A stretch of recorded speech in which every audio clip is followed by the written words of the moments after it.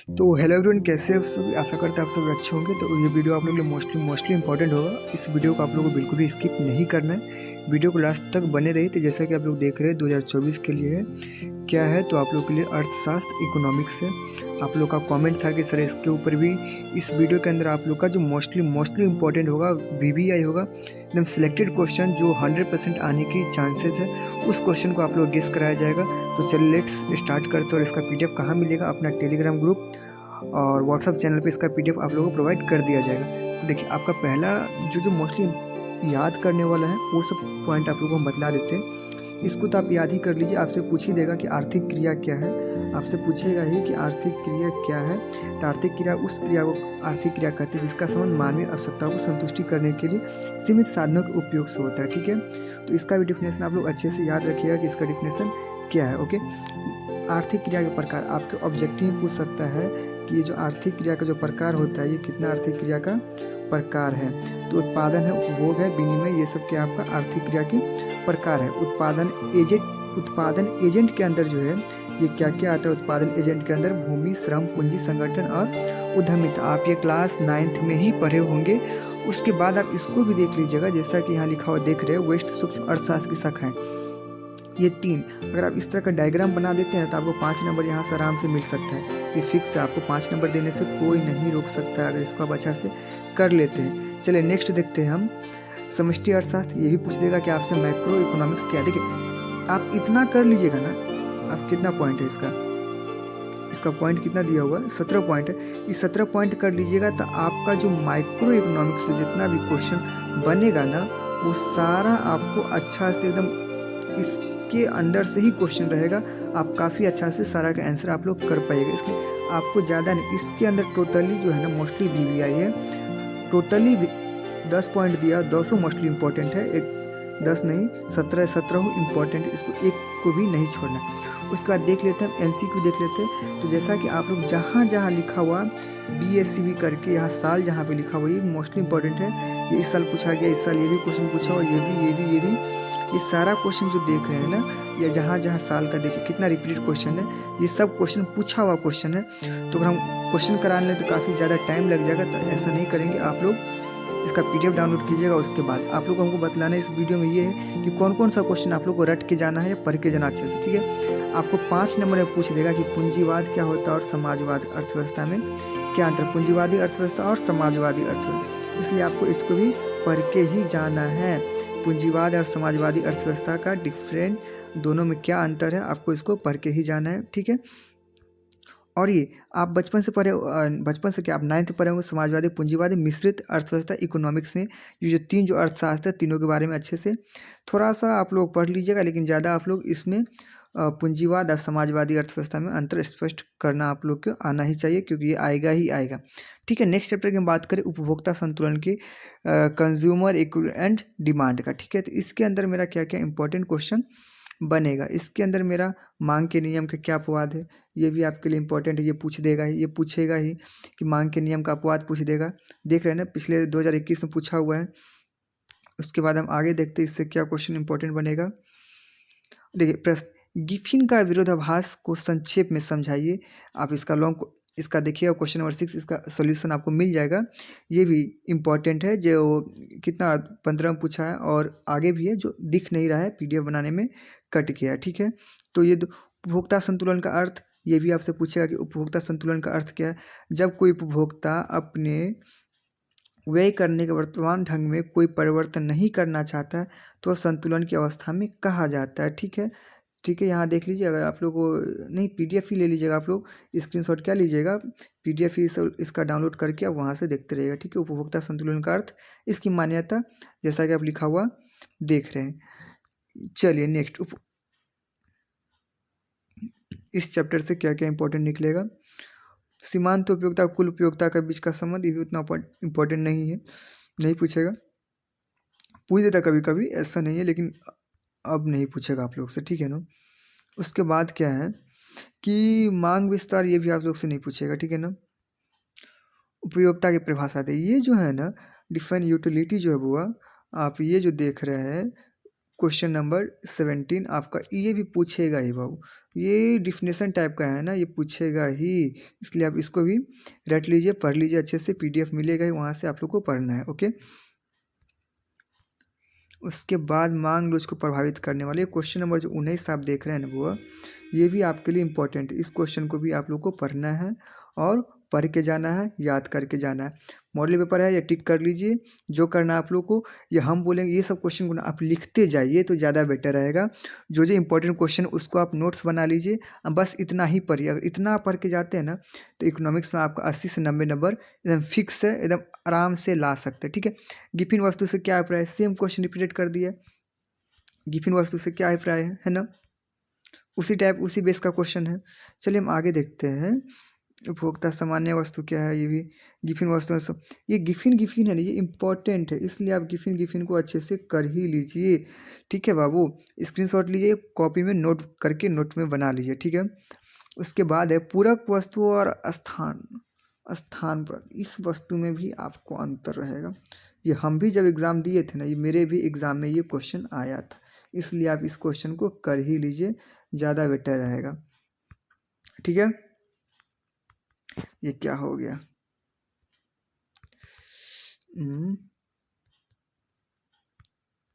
ठीक है। चलिए, तो आप ये पूरक वस्तु और स्थानापन्न वस्तु में अंतर स्पष्ट कीजिए। देखिए बहुत इजी, आप आराम से। स्थानापन्न वस्तु वे संबंधित वस्तु है जो एक दूसरे के बदले एक ही उद्देश्य के लिए प्रयोग की जा सकती। उदाहरण के लिए पेप्सी, कोका कोला, यानी कि एक दूसरे की जगह चाय की जगह कॉफ़ी लो, कॉफ़ी की जगह चाय ले लो। ठीक है, सेम उसी तरह है। ठीक है, पूरक वस्तु वे वस्तु है जो किसी आवश्यकता को संयुक्त रूप से संतुष्ट कर, जैसे पेन और स्याही। अगर आपके पेन में स्याही नहीं रहेगा, लिख नहीं पाइएगा। ठीक है, गाड़ी में पेट्रोल नहीं है, गाड़ी नहीं चला पाएगा। तो ऐसे वस्तु को हम पूरक वस्तु कहते हैं। स्थानापन्न वस्तु जैसे एक चीज़ के बदले दूसरा चीज़ का प्रयोग कर लें। ठीक है, इसलिए ये इंपॉर्टेंट बनता है आपका, इसको स्थानापन्न वस्तु पूरक वस्तु स्थानापन्न वस्तु में अंतर स्पष्ट करना। ठीक है, उसको मांग के नियम की क्या मान्यता है, ये भी उतना इम्पोर्टेंट नहीं है। चलिए नेक्स्ट देखते हैं। नेक्स्ट हाँ, मांग संकुचन और मांग में कमी, ये आपसे इसके बीच का ना अंतर आपसे पूछेगा। ठीक है ना, इसके बीच का आपसे अंतर पूछेगा कि मांग में संकुचन और मांग में कमी में अंतर स्पष्ट कीजिए। ठीक है ना, ये आपसे पूछ सकता है, तो इसलिए इसको भी आप लोग याद कर लीजिएगा। अब आते हैं लॉन्ग आंसर, जो आपका दीर्घ उत्तरीय है। दीर्घ उत्तरीय में क्या क्या आप लोग का इम्पोर्टेंट बनेगा, दीर्घ उत्तरीय में क्या इम्पोर्टेंट बनेगा, व्यक्तिगत मांग और बाजार मांग।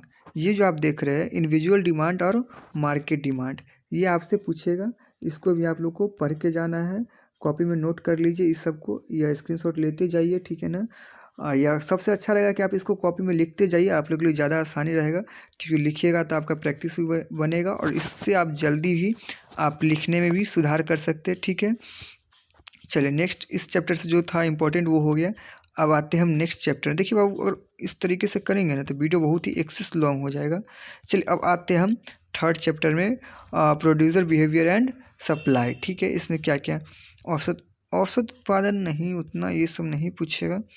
पूर्ति के नियम के क्या अपवाद है, पूर्ति के अपवाद निम्नलिखित है, ये भी इम्पोर्टेंट है, 21 में पूछा, बट इधर इसे नहीं पूछ रहा है। कि आगे देखते हैं, पैमाने प्रतिफल में अंतर स्पष्ट कीजिए, भी उतना इम्पोर्टेंट नहीं है। स्थिर लागत से क्या आशय, आप जो देख रहे हैं बुआ, यहाँ क्वेश्चन नंबर 11 जो है आपसे पूछेगा कि स्थिर लागत में क्या अंतर है। आप जो देख रहे हैं स्थिर लागत से क्या आशय है, इसलिए आपको इसको करके जाना है, स्थिर लागत से क्या आशय है। ठीक है ना, स्थिर लागत उस कुल खर्च को जोड़ा जाता है जो उत्पादन के स्थिर साधनों की सेवाओं को खरीदने या भाड़े पर लेने के लिए खर्च करने प्रति, उदाहरण भवन का किराया, मशीनरी लागत, मैनेजर, या ये सब जो हुआ। ठीक है, तो इसको भी आप स्क्रीनशॉट ले लीजिए, जो करना आपको वो कीजिए, बट आप लोग इसको याद कीजिए या लिखिए।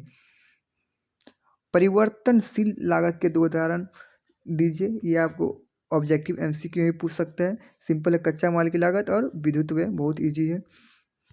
जो इजी है उसको छोड़ना नहीं है, जो हमको नंबर देना है, क्योंकि हमको नंबर से ज़्यादा मतलब है। ठीक है, नॉलेज प्राप्त करने के लिए इतना से पढ़ ही रहे थे, बट अब आप लोग को पढ़ना है नंबर के लिए कि किस तरीके से आप लोग ज़्यादा अच्छा से अच्छा नंबर आप लोग को आना चाहिए। ठीक है, क्वेश्चन अब चैप्टर 4 में आते हैं हम। बाजार का रूप एवं मूल्य निर्धारण क्या है, बाजार का रूप एवं मूल्य निर्धारण। बाजार क्या है, आपसे डिफिनेशन में पूछेगा बाजार क्या है, बाजार के तत्व भी पूछेगा डिफिनेशन में, बाजार के प्रकार भी पूछेगा। इस चैप्टर से आपको अच्छा खासा क्वेश्चन रहेगा। तो चलिए पहले तो आप लोगों को क्या करना है, 1 2 3, ये 1 2 3 4, ये चारों का आप लोग को डिफिनेशन अच्छे से याद कर लेना है। ये चार जो आप देख रहे हैं चारों का डिफिनेशन अच्छे से याद होना चाहिए। ओके, अब आते इंपॉर्टेंट, देखिए बाजार की प्रमुख विशेषताएं लिखिए। क्वेश्चन नंबर 4 देखिएगा, पूर्ण प्रतियोगिता से आप क्या समझते हैं, यानी कि आपको चार को जो पॉइंट बदलाए थे ना शुरू में, ये उसी 4 पॉइंट से क्वेश्चन कर रहा है। एकाधिकार फल सिद्धांत कैसे होता है, ये उतना इंपॉर्टेंट नहीं है। अब माँ पूछती कैंची के 2 फलक, ये भी उतना इंपॉर्टेंट नहीं है। इसके अंदर एक इम्पोर्टेंट क्वेश्चन होगा 5 नंबर में इस चैप्टर से रहता है।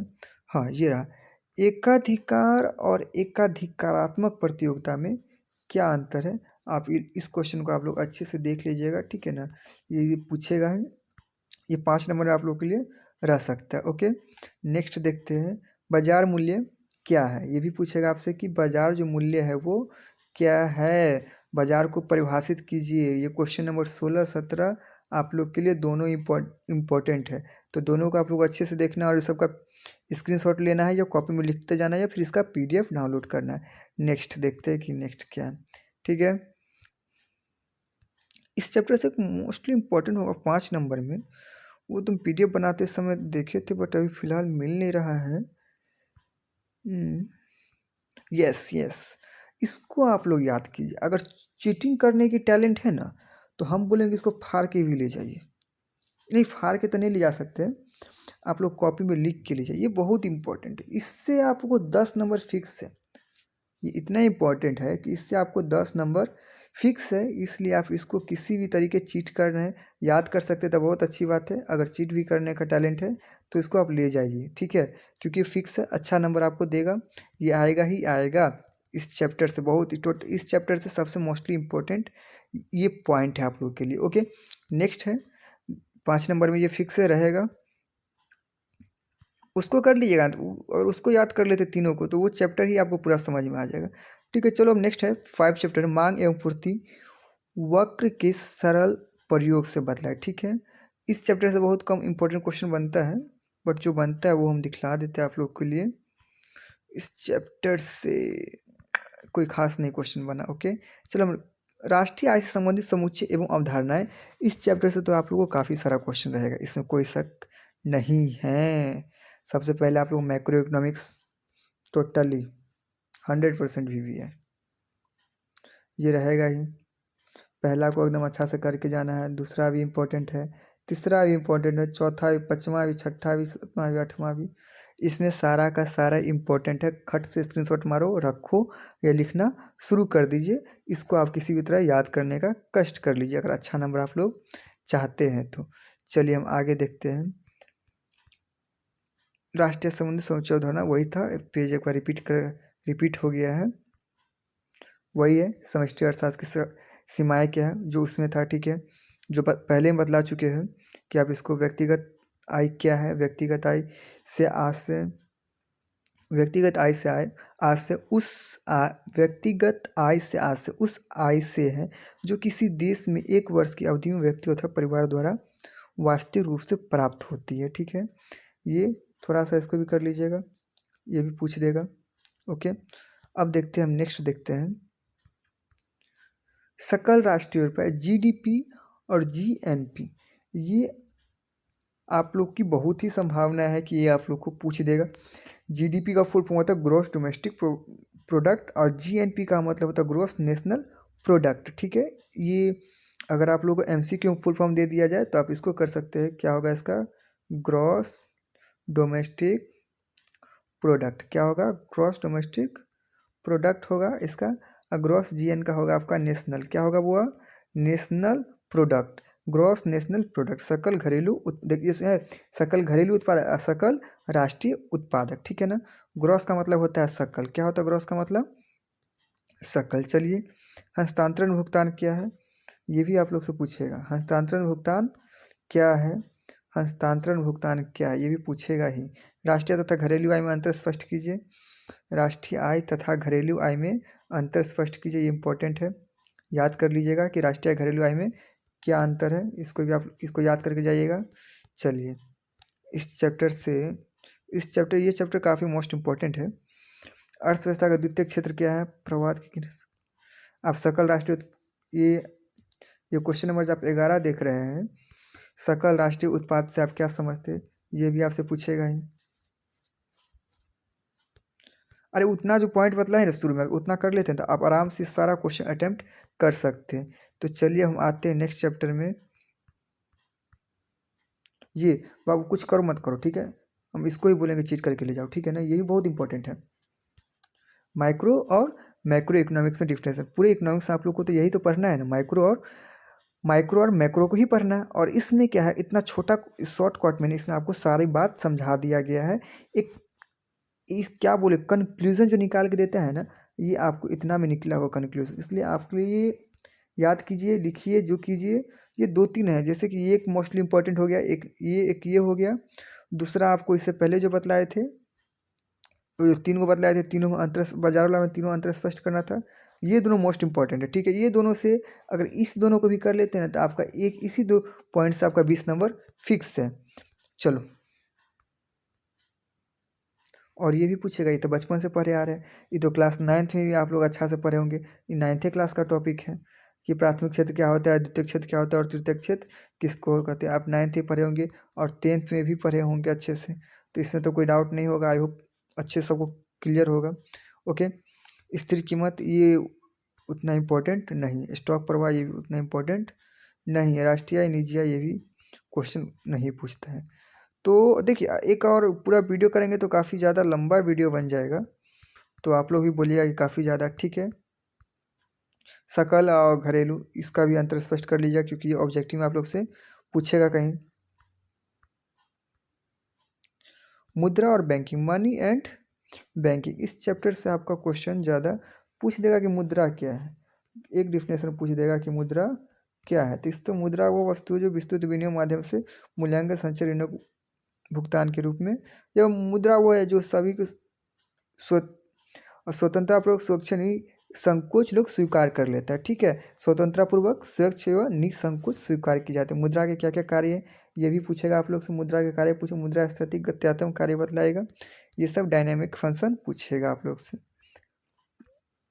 और इस चैप्टर से नहीं, उतना इम्पोर्टेंट नहीं है। चलो, तो और उसके बाद आप लोग क्या बतलाएं, हम एक शॉर्टकट ट्रिक बतला देते हैं। वस्तु विनिमय प्रणाली बचपन से ही पढ़ते आ रहे हैं, क्लास 6-7 से बच्चा भी जानता है कि वस्तु विनिमय प्रणाली क्या होता है।